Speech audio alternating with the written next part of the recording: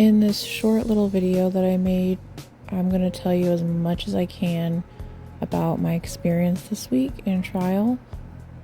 The trial that I was in is called a jury trial. That means that there is a trial, there's a dispute that needs to be resolved, but in front of a jury. There's different kinds of trials. There's a bench trial, there's other kinds of trials. This one was a jury trial. I'm also going to try to answer the frequently asked questions that I get in this video, so if I'm jumping around and zooming through stuff, I'm just trying to cram as much information as I can into this one video. So it's not all the time that I get information about the trial before I actually take it. My agency oftentimes assigns me the Friday before a trial. So needless to say, there is a certain level of scrambling, getting ready over the weekend on my part so that I can be ready for that Monday. I.e. going grocery shopping so that I don't have to go out for dinner every single night. Making sure that I'm ready as far as my work equipment, everything's charged. And then just, packing my bags, clothes and everything. Sometimes people ask me, what if the trial subject is triggering for a court reporter to hear? And, I always like to be as transparent as I can with you guys. Sometimes that happens to me. Normally I get civil cases, but every now and then I'll get a triggering case. But I put on a brave face. I put on the bravest face that I can, and I think about anything else that I can. I don't focus on the case. I just move on in my head. Another question that students ask me is, how much do you get paid in a trial versus in a deposition? I live in Florida, and rates are different in Florida. Certifications, it depends on your certifications and all of that. Don't compare your state to mine or your rates to mine. But in one trial, I could probably make about $18,000 or $19,000 in a week. But the really, really skilled reporters that I know with certifications that I don't have and abilities that I don't currently have right now make double that in a week.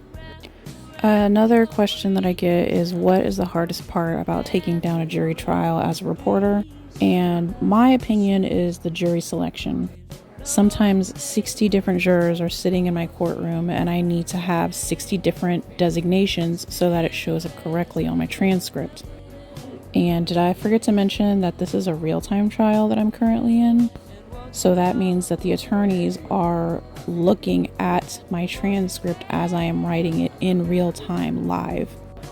But there are as much as 300 jurors that show up sometimes, so you need 300 designations in your transcript. And those reporters that take those trials are my heroes. When you pick a jury, that's called a voir dire or a jury selection. Another question that I get, especially as somebody who provides real-time reporting, do I make mistakes and do attorneys see my mistakes? The answer is yes and yes. For instance, in this trial, there are probably 5 different doctors that showed up. They specialized in neurology and facial reconstruction. But I'm telling you, practice makes perfect. My first trial doing real time was not perfect, but the more I kept doing them, the more I kept perfecting my dictionary and my skills, the better it got, I'm telling you.